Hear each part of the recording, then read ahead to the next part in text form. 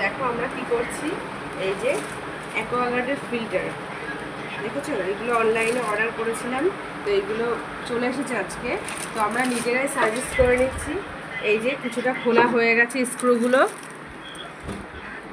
আর এই যে খুলে নেবো, একটু ঘুরিয়ে ধরো।